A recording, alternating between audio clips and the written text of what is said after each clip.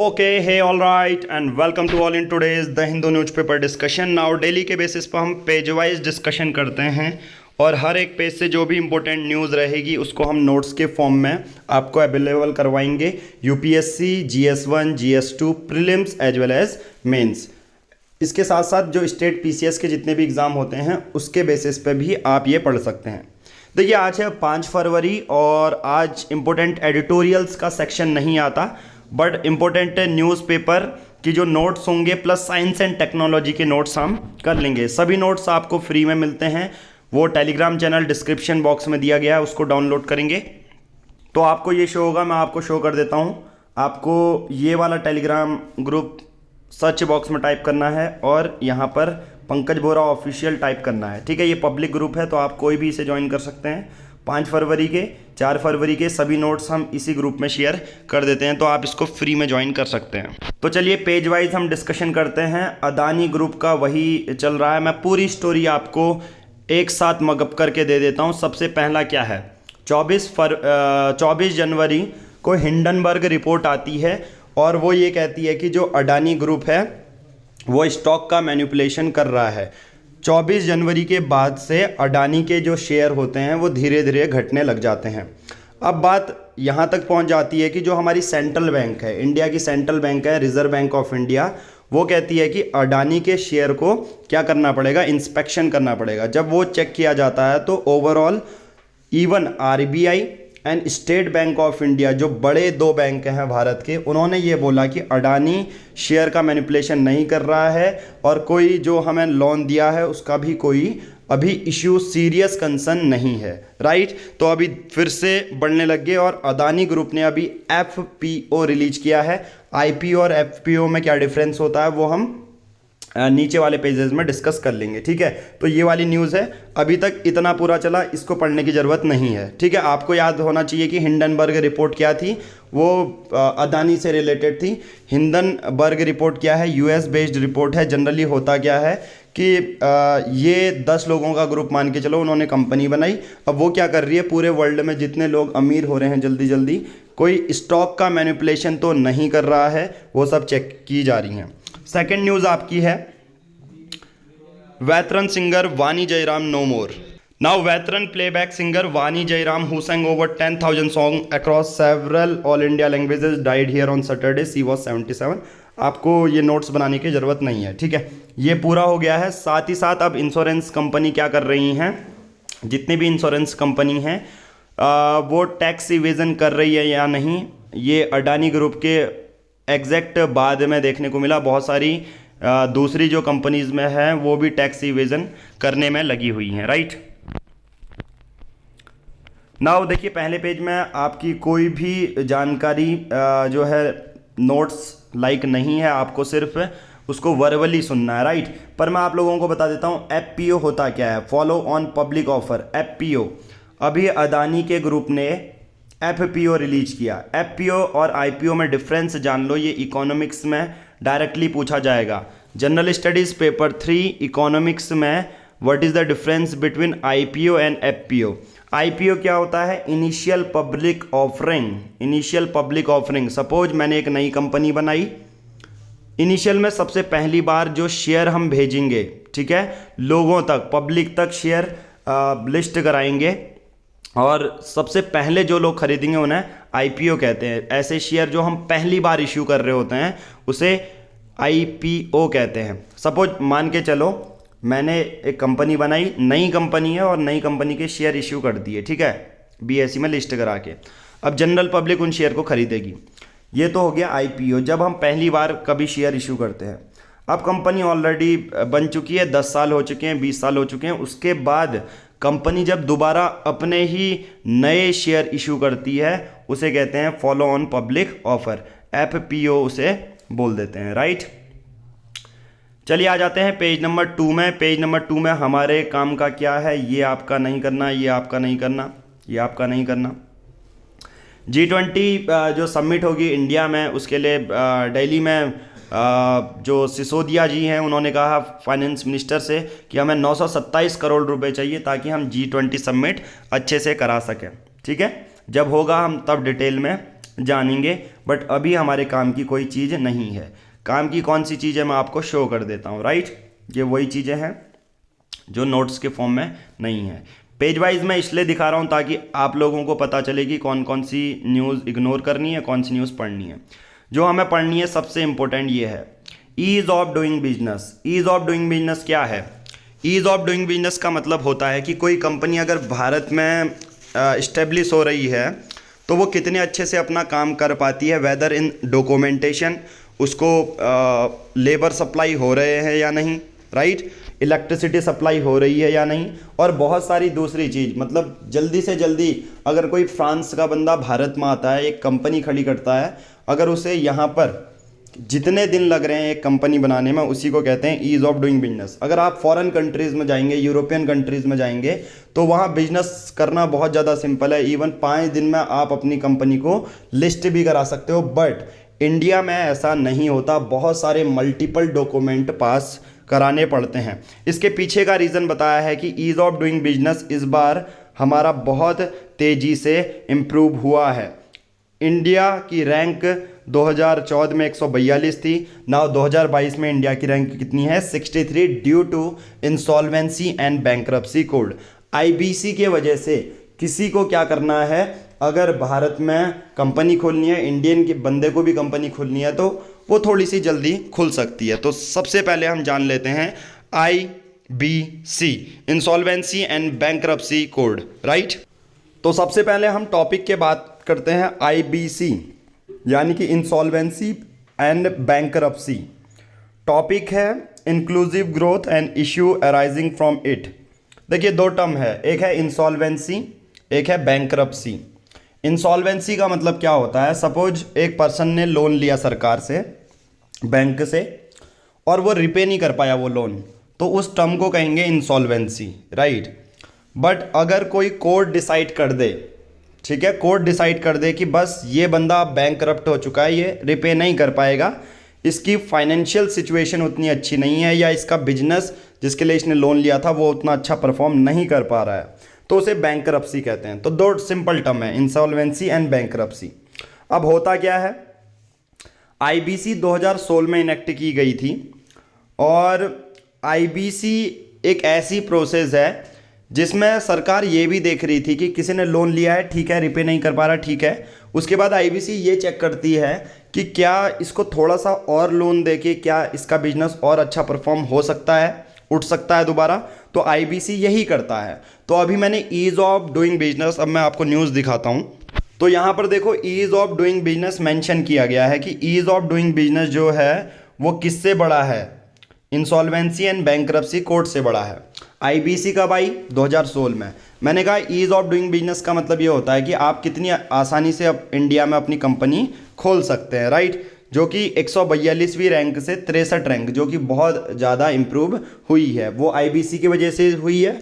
और आईबीसी क्या है मैंने ऑलरेडी बता दिया। आईबीसी कानून आया था 2016 में, इसके तहत पर जितने भी बिजनेसेस को लोन दिए गए हैं बैंकों के द्वारा, उनको मॉनिटर किया जाता है। कोई कंपनी और अच्छा परफॉर्म कर रही है, उसको थोड़ा सा और रुपए चार्ज दे के लोन, और भी उसकी कंपनी उठ सकती है। इस बेसिस पे आईबीसी को ईज़ ऑफ डूइंग बिजनेस का इम्प्रूवमेंट के पीछे एक one of the major reason बताया गया है, राइट। तो आईबीसी के बारे में थोड़ा सा और जान लेते हैं। आईबीसी कोड इनेक्ट किया गया था 2016 में।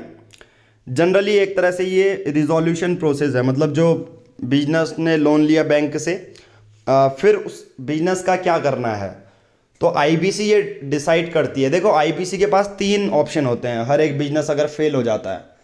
पहला ऑप्शन ये रहता है कि चेक करना कि वो बिजनेस अच्छा परफॉर्म करेगा या नहीं। अगर अच्छा परफॉर्म नहीं कर पाता है तो उसे बेच दिया जाएगा। अच्छा परफॉर्म कर लेता है तो उसको एक्स्ट्रा, सरकार उसको एक्स्ट्रा लोन देगी और उसका बिजनेस को बढ़ाएगी, ठीक है। ये सिंपल सी प्रोसेस इसमें है। अब आईबीसी कोड किन कंपनीज में या किन लोगों पर अप्लाई होगा? मार्च गवर्नमेंट ने 1 लाख जो था उसको बढ़ाकर 1 करोड़ कर दिया, ठीक है। हालांकि ये कोविड-19 की बात है, उसके बाद में ये वेरिएशन चेंजेस आते रहते हैं, राइट। एक इंसॉल्वेंसी प्रोफेशनल होता है इसमें, जो देखेगा कंपनी की हालात कि हाँ बेचने लायक है या इसको और पैसा देके और ज़्यादा बढ़ा सकते हैं। तो वैसे ही इंसॉल्वेंस प्रोफेशनल एजेंसीज काम करती हैं। अब आईबीसी कोर्ट के अंदर हमारे दो प्रोसीडिंग होती है। एक होता है एनसीएलटी जिसे नेशनल कंपनीज लॉ ट्रिब्यूनल कहते हैं, दूसरा होता है डीआरटी यानी कि डेट रिकवरी ट्रिब्यूनल कहते हैं, और जनरली इंडिविजुअल के लिए होता है। अगर कोई कंपनी है, सपोज जियो कंपनी है, अंबानी अदानी ग्रुप है, अगर वो बैंक से लोन देता है, अगर आईबीसी वो रिपे नहीं कर पाते तो और जो पूरी प्रोसीडिंग होगी, पूरी कंपनी चेक वो एनसीएलटी के पास जाती है। सपोज कोई इंडिविजुअल है, उसने अपना खुद का बिजनेस शुरू किया है तो वो डेट रिकवरी ट्रिब्यूनल में जाएगा जिसे डीआरटी आप कहते हो, राइट। तो ये आईबीसी का हमारा पूरा जो नोट्स हैं वो क्लियर हो गए। जो मेन पॉइंट थे वो मैंने डिस्कस कर लिए हैं। 2016 में ये एक्ट आया था, ये आपको याद रखना है। Now move to the next news. आपकी नेक्स्ट न्यूज़ है आईबीसी वाली, आपकी हो चुकी है। नेक्स्ट न्यूज़ है केंद्र सरकार ने 5 सुप्रीम कोर्ट के जज का अपॉइंटमेंट में हस्ताक्षर कर दिए हैं। देखो दिसंबर में जो कॉलेजियम सिस्टम होता है उसने केंद्र सरकार को रिकमेंडेशन दी कि यार सुप्रीम कोर्ट में वैकेंसी खाली हैं, आप जो जजेज हैं हाई कोर्ट के उनको प्रमोट करके सुप्रीम कोर्ट का जज बनाओ। अब ये काम कौन करता है? किसी एक जज को प्रमोट करना, किसी एक जज को हटाना, किसी एडवोकेट को जज बनाना, ठीक है। ये जितनी भी चीज़ें हैं वो हमारा भारत का कॉलेजियम सिस्टम करता है। कॉलेजियम सिस्टम क्या होता है? एक चीफ जस्टिस होगा प्लस एक चीफ जस्टिस होगा और 4 सीनियर मोस्ट जजेस होंगे, ठीक है। एक चीफ जस्टिस ऑफ इंडिया होंगे। ये 5 का ग्रुप क्या करता है?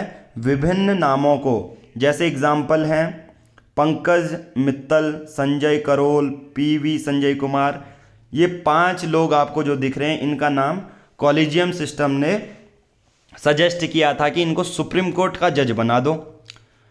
अब ये करता कौन है? ये।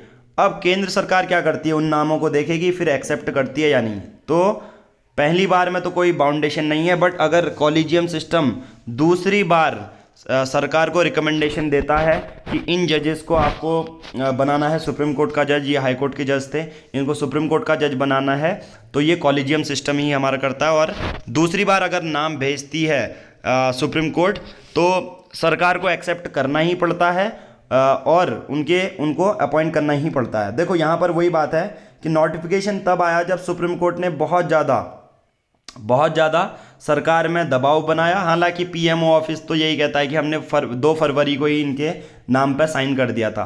अब टॉप कोर्ट में 32 हो चुके हैं, 2 वैकेंसी अभी भी खाली हैं। सुप्रीम कोर्ट में जो सुप्रीम कोर्ट है उसमें अभी भी 2 वैकेंसी हमारी खाली हैं। कॉलेजियम के मैं नोट्स दिखा देता हूं, हालांकि वर्बली जो मैंने बोला वही नोट्स में भी मेंशन है। देखिए कॉलेजियम सिस्टम को जल्दी अगर करेंगे, यूपीएससी पॉलिटी जीएस पेपर 2। देखो कॉलेजियम सिस्टम एक ऐसा सिस्टम है जिसकी वजह से नई अपॉइंटमेंट, नए जजेस बनते हैं, नए लॉयर सुप्रीम कोर्ट के और जजेस का ट्रांसफ़र होता है, राइट। और इसमें एक चीफ जस्टिस होगा, 4 सीनियर मोस्ट जजेस होंगे सुप्रीम कोर्ट के। ये लोग क्या करेंगे? एक कॉलेजियम बनाएंगे, एक ग्रुप बनाएंगे, उसके बाद ये कुछ नाम सेलेक्ट करेंगे और केंद्र सरकार को ये नाम भेजेंगे कि हाँ इनको सुप्रीम कोर्ट का जज बना दो, राइट। अब होता क्या है कि पहली बार में सरकार में बाउंडेशन नहीं होगी एक्सेप्ट करने की, बट सुप्रीम कोर्ट दोबारा स्ट्रांगली रिकमेंड करती है नाम सरकार को, तो दोबारा सरकार को यस करना पड़ेगा और उनको बनाना पड़ेगा, राइट। नाउ नेक्स्ट पेज में न्यूज़ है about the great Indian bustard easing an albatross off the neck of great Indian bustard. अब होता क्या है, थार और कच्छ जो डेजर्ट हैं राजस्थान गुजरात में, वहाँ बड़ी बड़ी पावर लाइन्स हैं। पावर लाइन्स मतलब जैसे बिजली घरों तक पहुँचती है तो उसके लिए बड़े बड़े टावर जो होते हैं वो सेटअप किए जाते हैं। अब उसमें से पावर लाइन जाती है, अब पावर लाइन जाएगी तो वो किसके लिए खतरा है? Great Indian bustard. Great Indian bustard बहुत ज़्यादा इंपॉर्टेंट है। तो अभी यहाँ पर ये बोला गया है कि इन पावर लाइन्स का रीशेड्यूल किया जाएगा गुजरात और राजस्थान में, ताकि इन ग्रेट इंडियन बस्टर्ड को ये मतलब या तो बिजली में चिपक जाते हैं, पावर कनेक्शन ये हो जाता है। तो मेजर ये है कि ग्रेट इंडियन बस्टर्ड अभी किस जो है कितना ज़्यादा कंसर्न है IUCN की, ठीक है, वो भी हम चेक करेंगे। बट मेजर मुद्दा अभी न्यूज़ का यही था कि हाँ अभी ग्रेट इंडियन बस्टर्ड राजस्थान और गुजरात के बेसिस पर बहुत ज़्यादा क्या हो रहा है, पावर लाइन से चिपक जा रहे हैं। हम बात करते हैं ग्रेट इंडियन बस्टर्ड की। ग्रेट इंडियन बस्टर्ड क्या होता है? ये एक क्रिटिकली इंडेंजर्ड स्पीसीज़ है ग्रेट इंडियन बस्टर्ड, और 10 migratory species generally among top 10 अगर बात करें कि माइग्रेटरी स्पीसीज जो एक्सटिंक्शन, जो ख़त्म होने के कगार में है, उसमें से वन ऑफ द जो बर्ड है ग्रेट इंडियन बस्टर्ड भी है। ये UNEP convention for conservation migratory species के अंदर आता है। अब देखो, पहले बर्ड के बारे में बताता हूँ। एक तरह की चिड़िया है, heaviest flying bird endemic to Indian subcontinent. Great Indian bustard सबसे भारी बर्ड है और इंडियन सब कॉन्टिनेंट में वो एंडेमिक सिर्फ यहीं पर मिलती है और कहीं नहीं मिलती है। ये एक टेरेस्ट्रियल बर्ड है। ये एक साल में एक या दो जो एक एग दे देता है 1-2 साल में। सक्सेस रेट एग्स का 60 to 70% है। तो आप इससे सोच सकते हो कि हाँ, अगर 100 बच्चे पैदा हो रहे हैं ग्रेट इंडियन बस्टर्ड के, तो 70 जो है सही हैं, 30% लोग जो है ग्रेट इंडियन बस्टर्ड के नहीं बच पाते।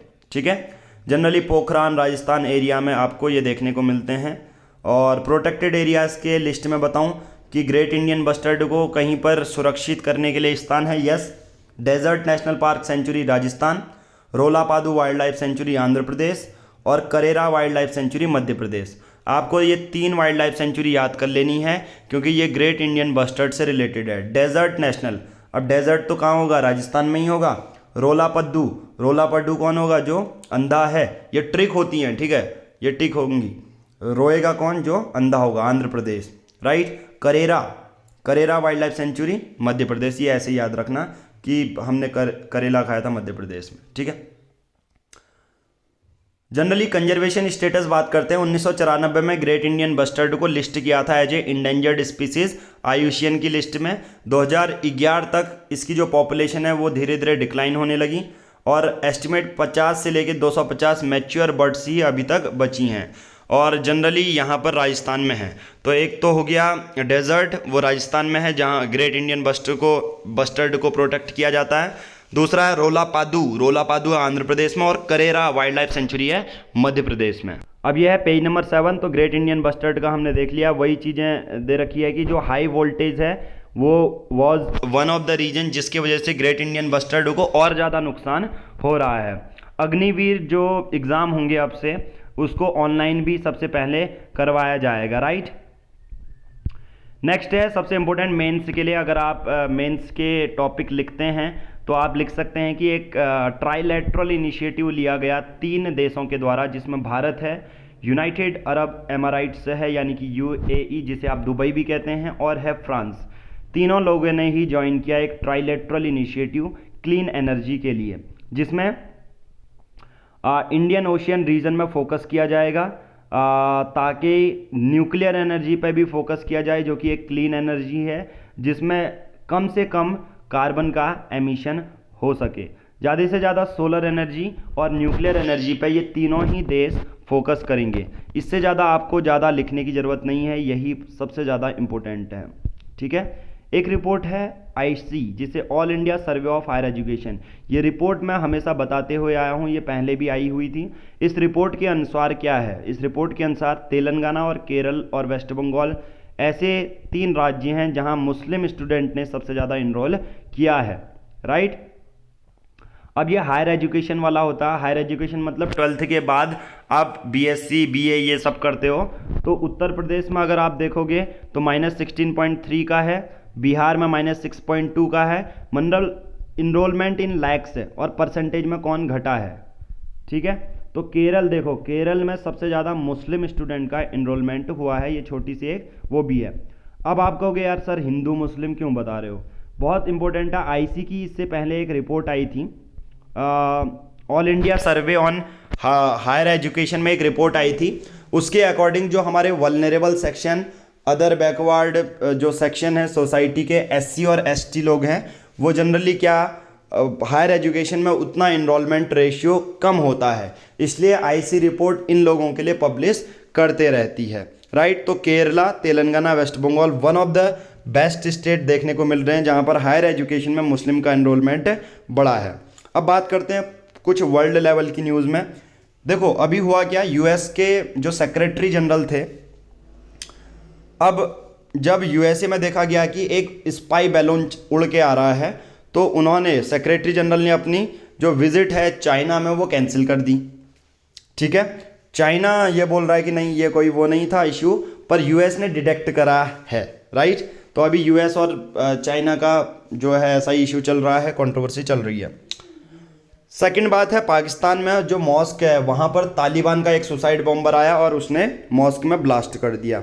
ठीक है, साइंस एंड टेक्नोलॉजी के बारे में बात करते हैं। यहाँ पर एक बात की जा रही है कि क्लाइमेट चेंज जो होगा वो कहीं नहीं किसी हद तक जो पावर जनरेशन है, हाइड्रो पावर जनरेशन है, वो बढ़ा देगा। हालांकि ये आर्टिकल पब्लिश नहीं होना चाहिए मेरे बेसिस पर यहाँ पर वही बात बताई गई है कि क्लाइमेट चेंज बढ़ेगा तो ज़्यादा वर्षा होगी, ज़्यादा वर्षा होगी तो हाइड्रो पावर प्रोजेक्ट। मतलब अगर कोई बोले ना कि क्लाइमेट चेंज का सर एक पॉजिटिव पॉइंट बता दो, तो ये एक हल्का सा पॉजिटिव पॉइंट है। हालांकि अपने मेंस में लिखना मत, ये बोलने वाला है कि हाँ पॉजिटिव क्लाइमेट चेंज के जनरली खुद एग्जामिनर ये पूछेगा कि नेगेटिव पॉइंट क्या है उसके। ठीक है, बट पॉजिटिव में ये बोल रहा है कि क्लाइमेट चेंज होगा तो बारिश बढ़ेगी, बारिश बढ़ेगी तो पानी और ज़्यादा बढ़ेगा, पानी और ज़्यादा बढ़ेगा तो हाइड्रो पावर जनरेशन यानी कि पानी की मदद से बिजली हम और ज़्यादा बना सकते हैं, राइट।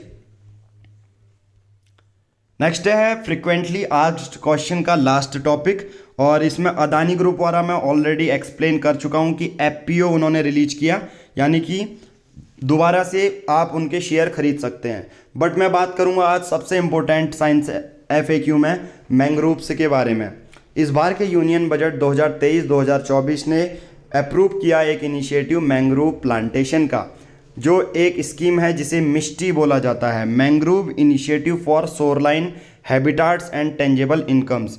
इसके अनुसार मैंग्रोव्स जो है वो ज़्यादा से ज़्यादा लगाएंगे, क्योंकि मैंग्रोव एक सॉल्ट टॉलरेंट प्लांट कम्युनिटी है जो ट्रॉपिकल और सब ट्रॉपिकल इंटरटाइडल रीजन में, जहाँ टाइड्स आते रहती हैं वहाँ पर होता है।